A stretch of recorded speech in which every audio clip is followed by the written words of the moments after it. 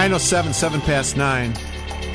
Jake Hartford and John Cass in for Bruce and Dan. We're in for Don and Roma. And what happened last night? Anything? Yankees lost. They're down three games to zip. Welcome back, John. Hey, it's nice to be back. And thanks to all the listeners who were waiting for me and you to be here together. And we're here. And something happened last night. What was it? Oh. They benched Alex Rodriguez. You know, if I was a Democrat, if I'm Barack Obama, and somebody asks the question, you know, the big Ginger and Marianne question from Gilligan's Island, Ginger and Marianne, I bet you'll think Candy Crowley now. Don't you think? Candy Crowley. Candy Crowley. Crowley. Yes. Don't get your Crowleys mixed up. On the desert island. Because she was just great for him. Don't you think? Yes.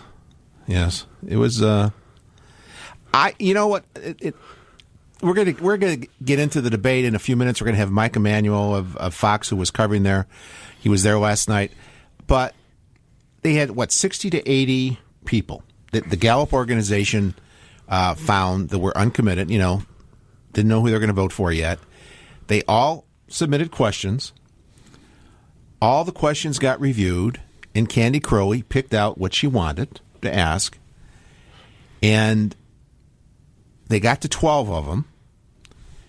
And the one about how are you different from George Bush, I can't believe there weren't better questions. 23 million people unemployed, 16 trillion in you know, with the deficit, and that's it. That's the question. Well, is that bias or is that? I don't know. There's got to be better questions. When did you stop beating your wife? How about that question? Well, it could have been like that because that's the political. When did you stop beating your wife? Question, right? How are you different from Bush? We're going to do the failed policies. We're going to stop doing the failed policies. Okay, what are they? I know what some of them were. Some of them was the housing.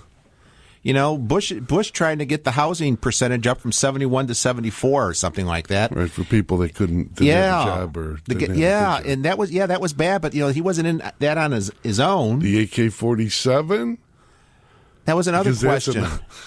AK-40. What is this? The Sandinistas? AK-47. It was just. I would like to know the other questions that got passed over. That didn't make the cut. Like how about Obamacare?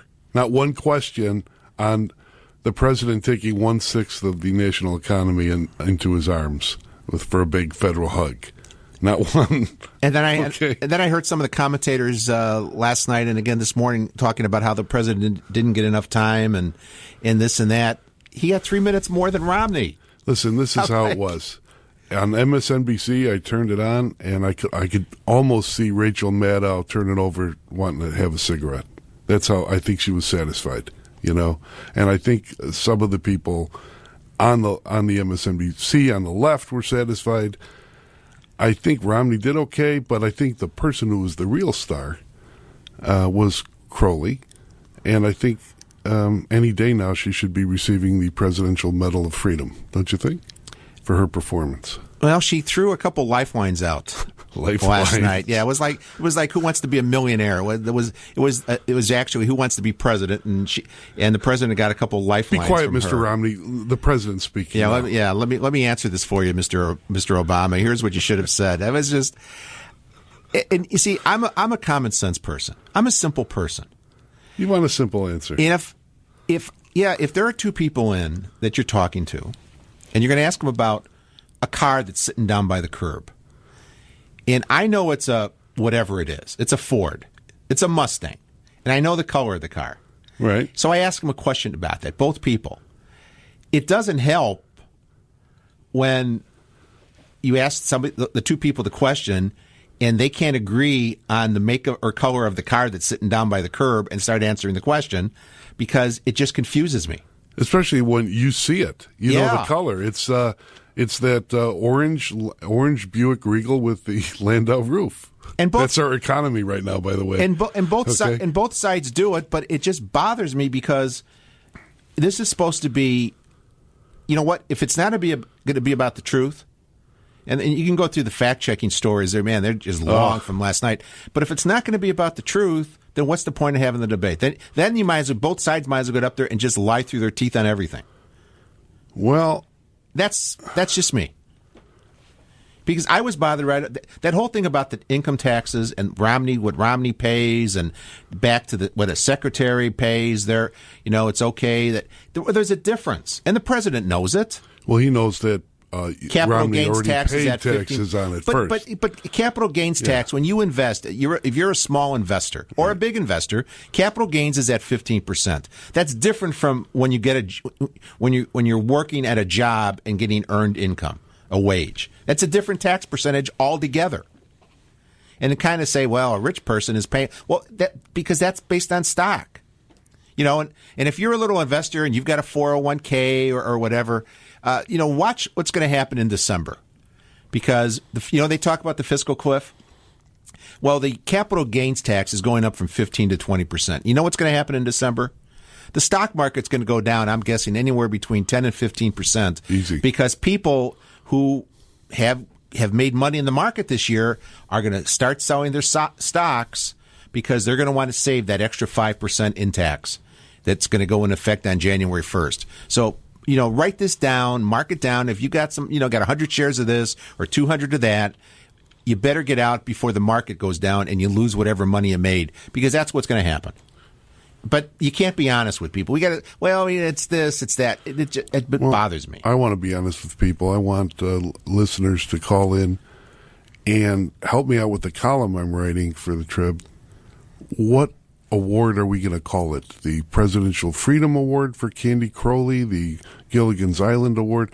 What are we going to call it? Because I just thought, without her blocking and stopping Romney at critical moments, particularly the Libya thing, that it would have been worse off for the president. So what are we going to call her award? I don't know, but I heard she went commando last night. That's what I heard. I haven't confirmed that. Commando. 9:15, time for traffic on the fives right here in 89 WLS.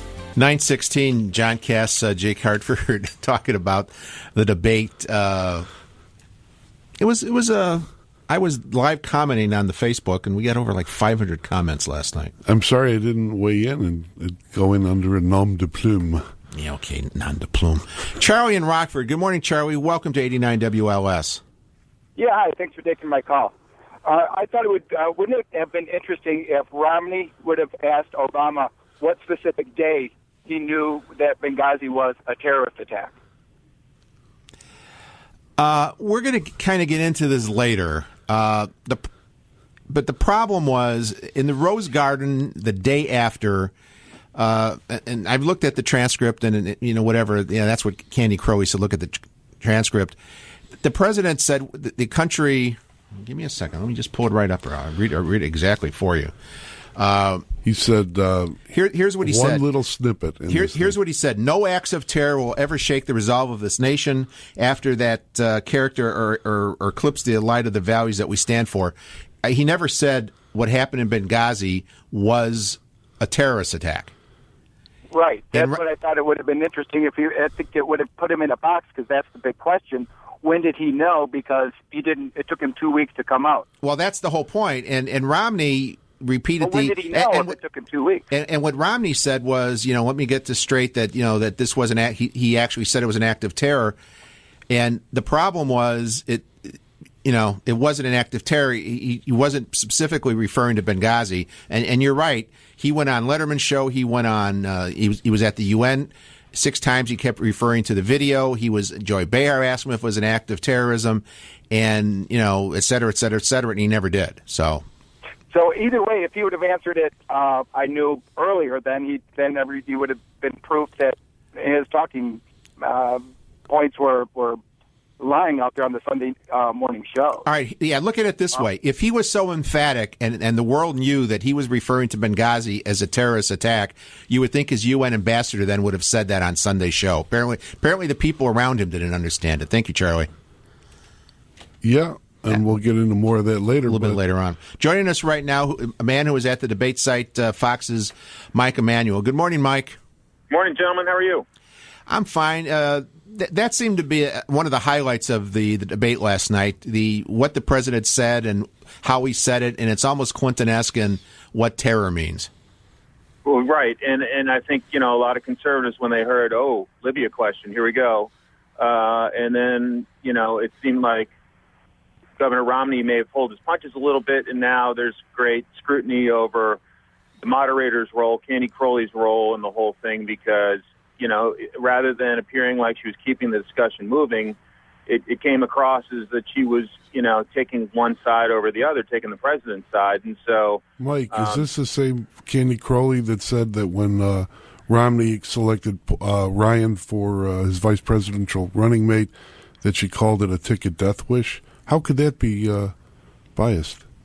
Well, right. And so, she's going to take a lot of heat, I would expect, in the coming days and the hours ahead. And but did that neutralize Governor Romney's attack line on the president of his handling of Libya?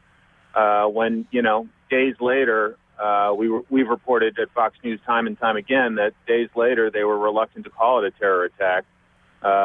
Sent the ambassador to the UN out on 5 morning shows, and she was blaming that video that many of us haven't even seen. For inciting the riot and leading to the death of 4 Americans. And so, a lot of people were thinking that was an opportunity for Governor Romney to score some points and perhaps didn't come across the way that his camp had hoped perhaps because the moderator neutralized it a bit. Well, that being said, then last night, is the Obama team spinning it this morning that this was now an act of terror from day one?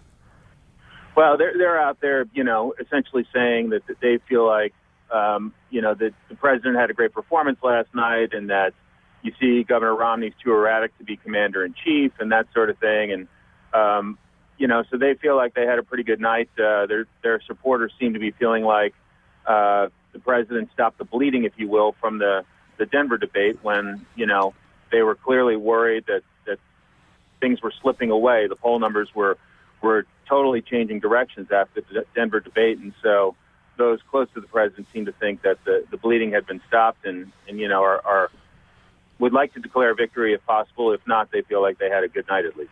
And Mike, I'd like to ask you a question. During the debate, I'm reading about reports that when Obama asks Romney about there mentions the fact that he's a rich guy, reporters were applauding there. The room set aside, what does it say here? I just had it. The room set aside for reporters to watch Tuesday night's debate erupted into applause after President Obama ridiculed the size of Mitt Romney's personal wealth. What do you think of that, and what did you hear? I personally did not hear that. I wasn't there at that point, but I have no reason to dispute that. I've not heard from a colleague that was accurate or inaccurate. So forgive me, I don't have good intel on that at that point. But it was certainly an interesting moment in the debates, watching it and seeing the interaction between the two. And if reporters were cheering in the press room, that's obviously inappropriate. Last question before we let you go. Did any of the reporters go after some of the people who were on the panel who asked questions but didn't get their questions chosen last night and ask them what they were going to ask? There was some of that afterwards. It's like a mad scramble after the fact where people are trying to get some of the key surrogates to get their take on who won, who lost, what were the key points. So I think some of our print colleagues certainly did try to catch up with some of the people who did not get to ask questions and try to see what they're going to ask. And honestly, I have not gotten a full readout from anybody about exactly what was going to be asked that didn't get in. But it was an interesting night for sure, and some of the questions were very pointed and strong.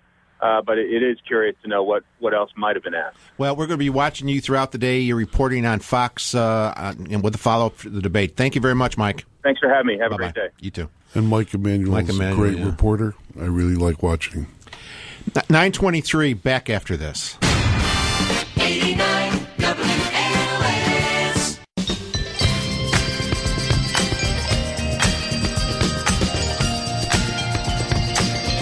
What could have been. Yeah.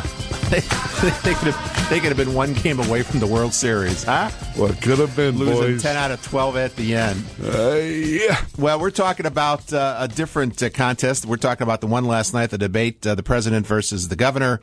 Who do you think did better, and what difference does it make? Some of the questions that were asked. Any of those questions going to change how you were going to vote in some of the answers? Is anybody... There's probably 80 people in the country. They found them, the so-called undecideds. Even the lady that said, how are you much different are you than from Bush? Like, do you think she's really undecided? Come on, people. I don't know. Anyway, I want the Candy Crowley award. Yeah, what's the name of the award? What would you give Candy Crowley? What award? What would it look like, and what would you call it? We're going to get to more of your calls. Help me write the column. This is why I'm here. Come on, you guys do the work. Obvious. I let Jake do the work. You guys do the work. I have to go to lunch. Well, now it's time for Dave Stewart to do the work. News, weather, traffic right here on 89 WLS at 9:30. 89 WLS is breaking news, comprehensive coverage, and revealing insight. Chicago's talk leader, 89 WLS. Median income down $4,300 a family, and 23 million Americans out of work. That's what this election is about. It's about who can get the middle class in this country a bright and prosperous future and assure our kids the kind of hope and optimism they deserve. We don't want that. We want the people to be unemployed because that keeps the gas prices down. That's one thing I learned from the debate. If we could only get, so if it's at $4 a gallon about and 23 million are out of work, if we could have 46 million out of work, the same amount that are on food stamps now, would the gas prices go down, Mr. Obama? If it's a robust Is that what he explained? If it's a robust recovery and we've put all these people to work, why have the food stamps increased so dramatically? You think they would be going down at some point. They keep going up. I don't understand that, but I'm just a simple person. Vince, who's in a truck. Good morning, Vince. You're on 89 WLS. Good morning. I think the Crow should get the Jabba the Hutt award because she looks like Jabba. All she was missing was the little rat-like creature on her shoulder laughing. And then that's Carrie Fisher. Isn't that Carrie Fisher dancing as a slave girl? No, I'm talking about, the little rat creature would laugh every time, someone say something. Yeah, that's Chris Matthews. He's up there. Yeah, there you go. Right. And then on immigration, I think the truth is Obama betrayed the Latinos. He had both houses of Congress. He had all the political capital in the world. And instead of freeing Latinos, he decided to pass an $800 billion payout, close Gitmo, and all the other things he did. Health care nobody wanted. So I think he betrayed the Latinos. Well, but you know what? It's an issue, and he can keep talking about, hey, we didn't do it last time, but we'll do it in the next 4 years, so I need your vote. Yeah, but he won't have Congress to do it, so he'll be in the same boat he is in now. All right. Thank you, Vince. And so will the Latinos. Thank you. That was that whole Arizona deal yesterday when Romney was accused of saying the Arizona law was a model for the nation. He never said that. Really? He never said that. He was talking about E-Verify. You know what E-Verify is? Yes, I've written about it. E-Verify, for those who don't know, it's required by the U.S. government that any employer who hires somebody gets documentation that they're either citizens of the United States or, if they're not, they're legally authorized to work here. It's a computer system, basically, that says, "Are you a citizen or not?" And even are if you here, or not? Exactly, but even legally, if you don't use a computer system, the employer still has to verify with documents. If the employer does it the old-fashioned way and writes everything out, they still need to file the form where they either ask for your birth certificate or something like that to verify that you're authorized to work and that you're not a terrorist who's working under somebody else's name. That's part of the law. I don't know why that all of a sudden is a bad deal. Scott in Oregon. Good morning, Scott. You're on 89 WLS. Oh, gosh and begone, lad. I think it should be called the pub crawler. Because, John, when your mate gets drunk, you end up having to help him and throw him a lifeline like she did the president. You know, That's a bunch of malarkey. I don't. Yeah, what did Biden say? That's like the Pub Crowley Award. It's a sack of Durban. Listen, it's almost like the Walk of Death on on Western. From where is it? From 95th to 111th, and you hit every place and have a drink. You end up having to pick your buddy up and carry him. There you That's go. what she did last night. She did. She got him over the goal line. Just stop there, Mr. Romney. Just stop right there. The president has something to say. Yeah. Let me bat my eyes and listen to President Eye Candy speak. Thank you, Scott. Thanks, Scotty. Let's go to Jack in Clarendon Hills. Good morning, Jack. You're on 89 WLS. Hi.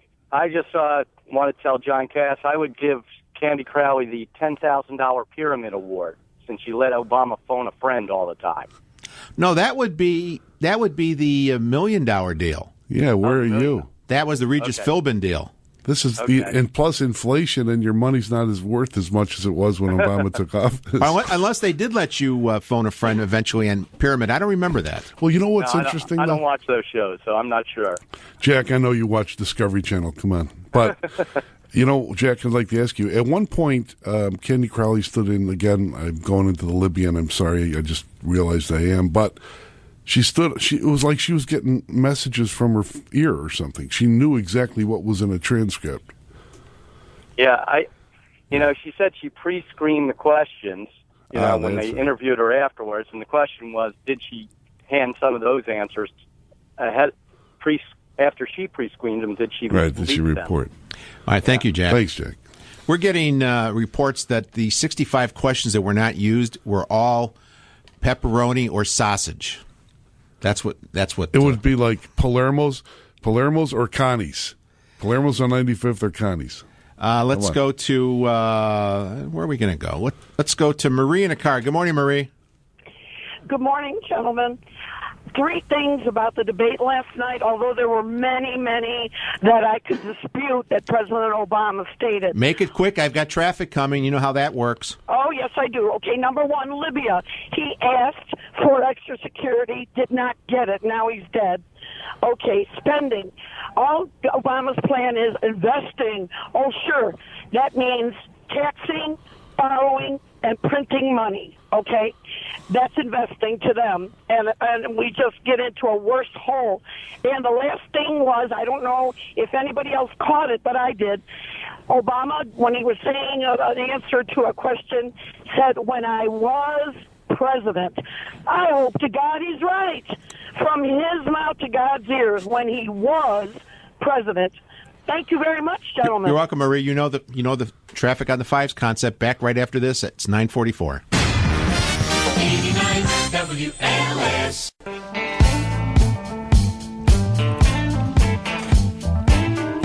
9:53. Jake Hartford and John Cass in for Bruce and Dan on 89 WLS. One of the things that during the debate last night was how we're going to.